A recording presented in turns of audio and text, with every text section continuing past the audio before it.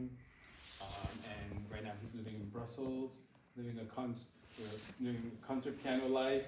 And so this is maybe, I'd like you to just listen. I gave him a copy of your album to listen to, so they're gonna have some questions for you.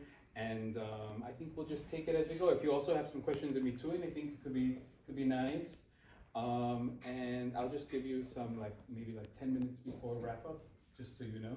Is that okay? Sure. Okay, so take it away, Jose. Thank you for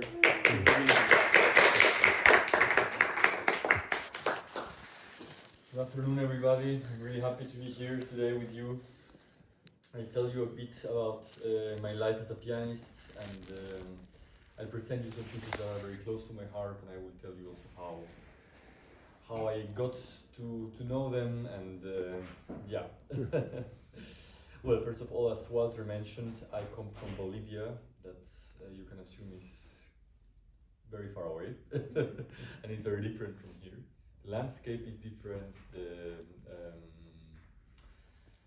The music understanding, of course, is very different, and yeah, I grew up more like kind of improvising and doing my own things. I had many own compositions as a child, and it was actually quite late. It was just at the age of 12 or 13 that I got to know the late Mozart symphonies for the first time. A CD came almost by chance to my house, and that changed my life. And then at that point I knew maybe I want to be a performer, and maybe that's what I want to do for the rest of my life. Huh?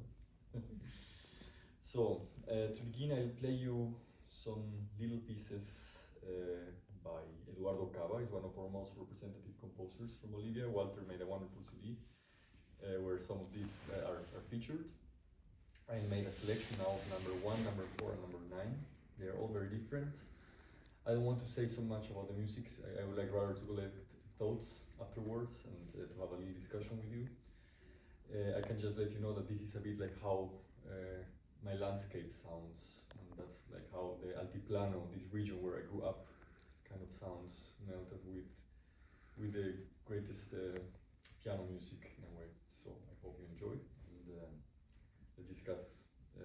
We can collect some thoughts later. Huh? Thank you.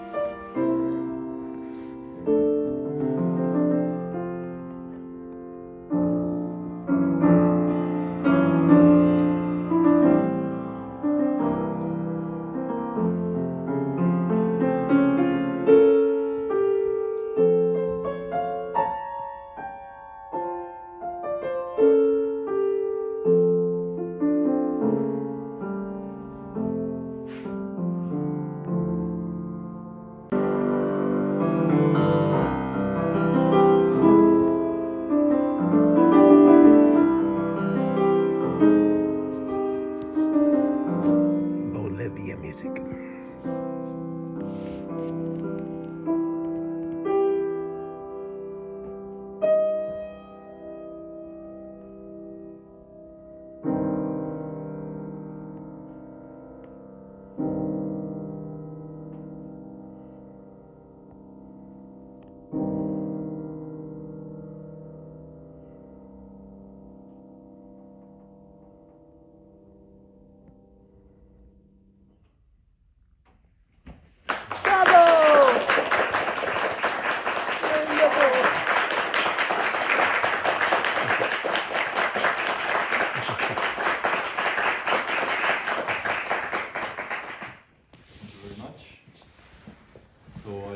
Now I'm very curious to hear some thoughts of you. But if you notice something special, different, or something just that you would like to share?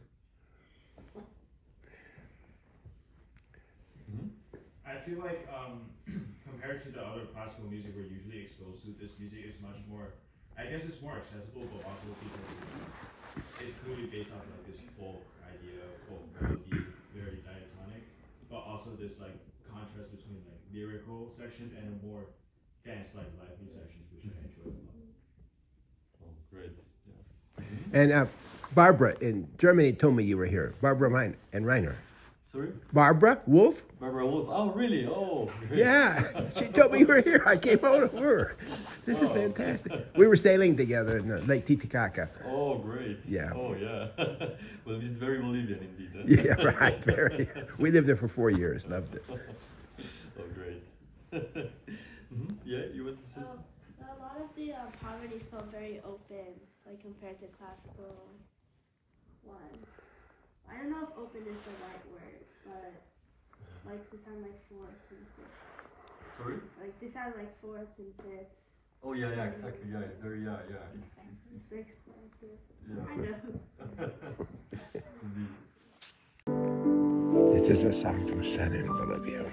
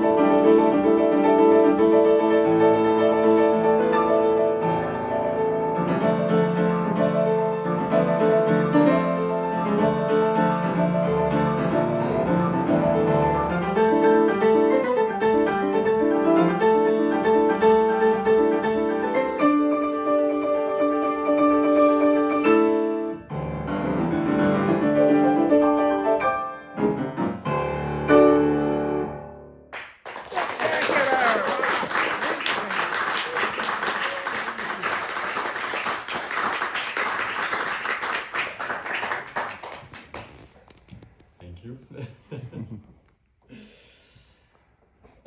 I hope you enjoyed it, and I'm again quite curious to your thoughts, and also to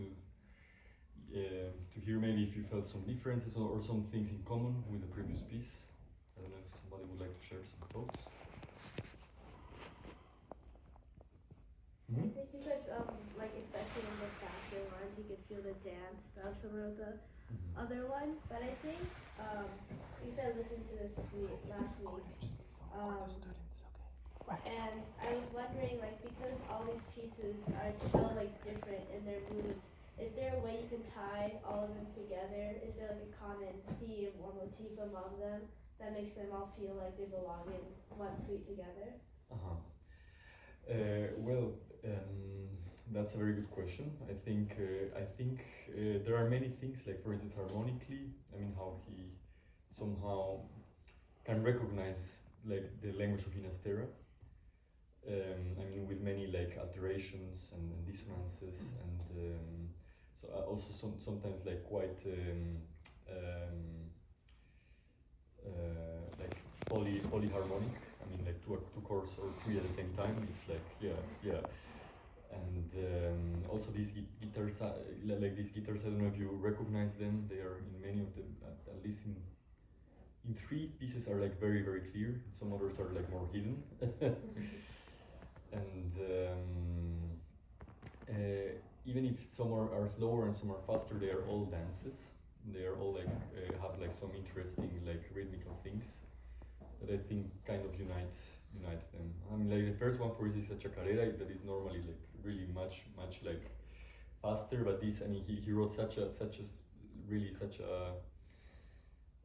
low metronome marking, and it's even slower than what I played. So he clearly wanted like to shape that. I mean, to have like a chacarera in slow motion. So I think that's also quite interesting how you can kind of still like recognize it in a way. Yeah.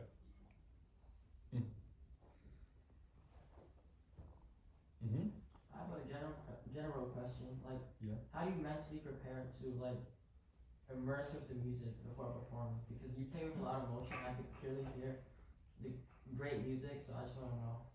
Oh, well, thank you. Of course, it's a path, and I kept discovering myself. I had to go through many obstacles and many also ways of finding what I am. I mean, that's actually what I wanted also to tell all of you. I mean, I experimented through a lot of music. Apart from the South American music, actually, I love like the classics like Haydn or C.P. Bach. I mean, I got to know them like through the period instruments. Or Schumann, the great romantics. I really like the song cycles and the piano cycles, and I really do. And I think that attachment, and of course the South American, I think you kind of saw. I mean, so it's also like part of myself. I think first I really had to find what I really like to play and what I really like to do, because the repertoire is so huge. And of course, all of us have to prepare for exams and play a classical sonata, 2 etudes, or 3, or and a modern piece, and yeah. And I think within that frames, I managed to find what I really liked, and that always helps. And when we do the music that we love, we don't really think too much about how to do it, and like, I mean, some things come very naturally. And well, of course, you are all very young, so I should encourage you to practice as much as possible. But I have to say, and I have to tell you a little secret. I mean, sometimes it's good, like to breathe. I mean, just to have a break and relax. And actually, before playing, I don't like to over practice myself. I mean, I like to practice maybe the day in the morning, or and then have a big break, and just before playing, just to be very relaxed, to think. If you can meditate, and I'm starting to meditate a bit. That always helps a lot, and I think it gives it's good for everybody at the end, and it gives us a lot of freedom. But it's something that I'm still discovering, and it's something that every day I think we can worship and make it better and make it more accustomed to ourselves. Yeah.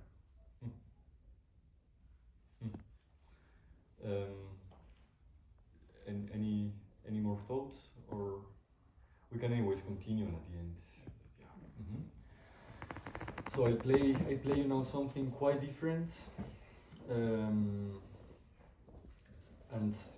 kind of remaining in that region in the south of Bolivia. This is a piece by Marvin Sandy. It's also a piece that Walter recorded in one or two recordings. And it's more experimental, I think, of all the ones that I'm gonna play you. Marvin Sandy was quite a curious boy. I mean, unfortunately, he didn't live too long, and he stopped composing like at the age of 20, 21, something like that. He made this when he was 19. He later became a philosopher. And he was very, very much interested in the new tendencies of the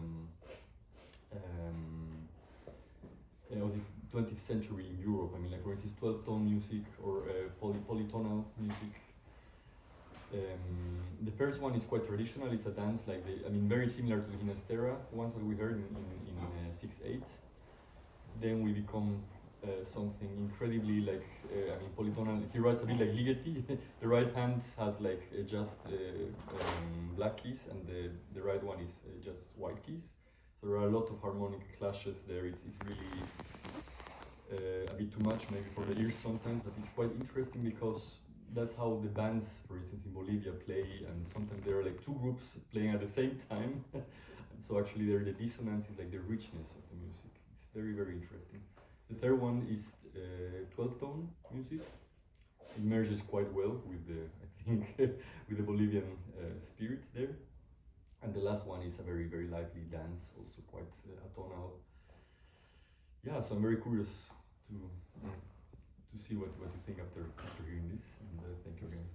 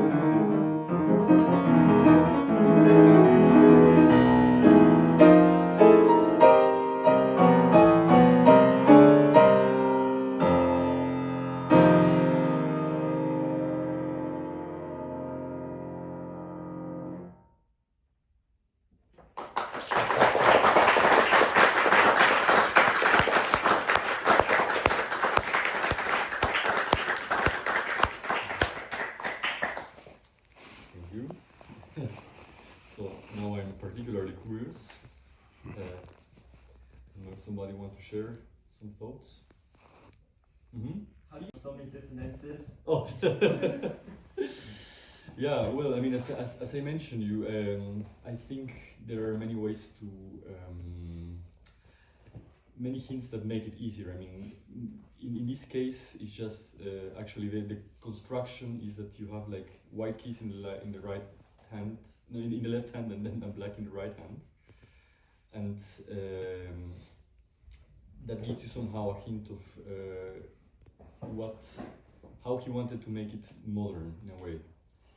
And this is like very elementary, and it's quite curious that Prokofiev or Bartok, I mean, or even Ravel, sometimes they use like the same techniques. There is something, or there is some. For instance, sometimes there is a piece just built by intervals. The fourths is very popular, possibly know, or there is always some hidden thing. In the dodecaphonic piece, for instance, you have to find the series of notes, like the order, then it gets inverted, and then he makes a harmony through it. You have to search, and once you understand that, it's actually quite rudimentary and quite like actually simple to follow. But it's of course a very different way of what we're used to do. Yeah. I noticed that the last piece was just like, even though it's like written in like, it's like Bolivian, it's from like the same part of South America, it's like written that part, but it's like very different than the other piece. I'm just curious on your opinions of that. Like the last piece. The last one, yeah. Yeah. Yeah, well, it could be also like some rather light dance, maybe also like some tovas, for instance, like the last piece of the first cycle that I played, or it could be also. I mean, we have like it's like 36 different ethnical groups. It's actually quite curious. Huh? So there is really a huge range of territories and dances that we have. Huh? I mean, I can tell you a bit about the process of composition that was very, very interesting. Marvin Sandy had a friend, Alberto Villalpando, that remained actually one of our most important composers because he is still alive. And he told me how they went to explore a bit in the countryside or in the villages. How were they like making music there? And they tried like to catch different rhythms. Villalpando, for instance, managed to catch like 2 or 3, while Sandy could like catch like 10 or 15 rhythms and be like completely like inspired by it. Although everything was sounding at the same time, they were like one group dancing here, the other group dancing there, and That's why it could have been really everything. And by the way, this piece is titled at the end Ritmos Panteísticos. He didn't know how to title it, and it was his friend's idea to call them like Panteísticos because it's like from the nature, from like inspirations by rhythms by the nature. Yeah. Yes. I noticed you don't use sheet music. You play it by memory. Do you ever use sheet music to get started, or do you go directly? Yeah, I mean, of course, everything is written. I mean, all Okay. these pieces are written, and then we have like to memorize and yeah. As I was telling now, that's I see. I was explaining a bit the process of it. Yeah. I feel like it was the second to last movement. The canon with the 12-tone roll was so well hidden. Like if you didn't say that it was a 12-tone roll, I wouldn't have realized because it was almost in a total context. But like also, I like how all the movements were united by this like bass B as the tonic, which is I just found it very fascinating. Oh, thank you for the observation. Yeah.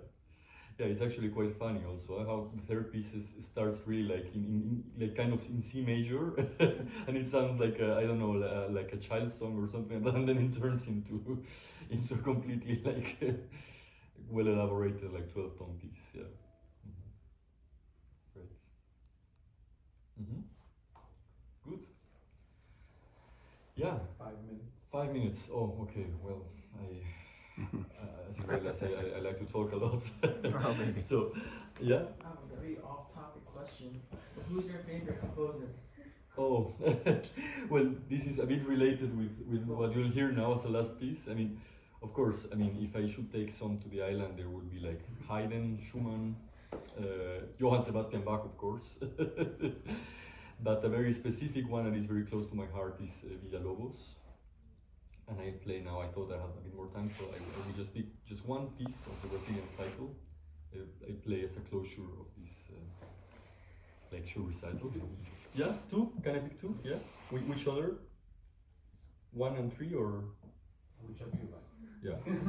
Okay, I play then the first and the third one. Making my day.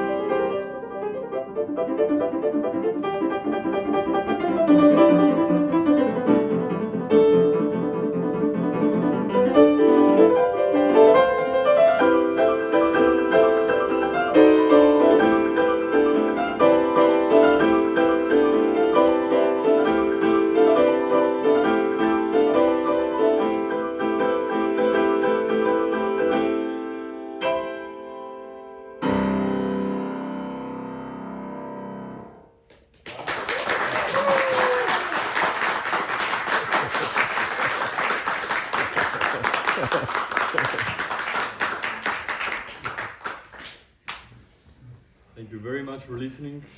It was a big pleasure to share the afternoon today with you. Have any more questions briefly? Or Any questions? Life advice. or if you want, if you say, oh, later, I wanted to ask this, of course, you can always ask Walter, and we'll be very happy to, yeah, and to see you again. Maybe to listen to you perform one day. It would be also great. And yeah, thank you again for listening.